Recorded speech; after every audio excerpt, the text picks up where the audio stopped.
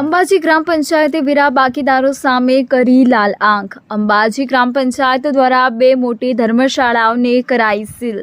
વહીવટદારે માહિતી આપતા જણાવ્યું, 6.50 કરોડ ઉપરાંતનો વેરો અંબાજી ગ્રામ પંચાયતમાં બાકી। મોટા 15 જેટલા વેરા બાકી ધારકોને મિલકત સીલ કરવાની કાર્યવાહી કરશે ગ્રામ પંચાયત। અંબાજી ગ્રામ પંચાયતે વેરા બાકીદારો સામે કરી કાર્યવાહી। અંબાજી ગ્રામ પંચાયત વિસ્તારમાં આવતી ખંભાતવાડી ધર્મશાળા અને ઠાકોર ભવનને કરાઈ સીલ। જો લોકો હજુ પણ વેરો નહીં ભરે તો જીબીમાં રિપોર્ટ કરી પાણી અને લાઇટનું કનેક્શન પણ કપાશે। વેરા બાકીદારો સામે ગ્રામ પંચાયતે અપનાવ્યું કડક વલણ। અંબાજી ગ્રામ પંચાયત આવી એક્શન મોડમાં। રિપોર્ટર રિતિક સરગરા, અંબાજી।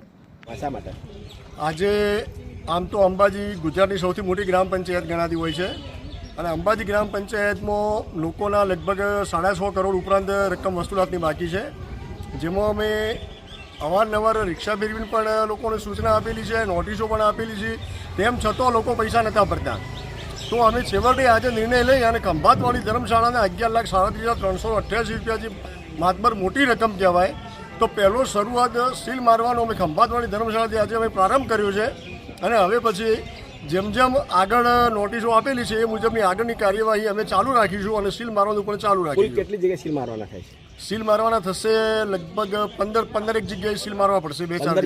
15 મિલકતોને સીલ મારવા પડશે, બરાબર। આ 15 મિલકતોને કેટલા દિવસમાં સીલ મારવામાં આવશે? 15 મિલકતોને 10 દિવસમાં સીલ મારવામાં આવશે અને તેમ છતાં જો આ પૈસા નહીં ભરવામાં આવે તો અમે જીવીમાં રિપોર્ટ કરીશું, પાણી કનેક્શન પણ કાપીશું અને ગટર કનેક્શન પણ કાપી નાખીશું। આજના દિવસમાં કેટલી મિલકતોને સીલ મારવાના છે? આજના દિવસમાં 2 મિલકતોને સીલ મારવાના છે। ખંભાતવાળી ધર્મશાળાને સીલ મારી દીધો અને બીજો ઠાકોર ભવન ધર્મશાળાને।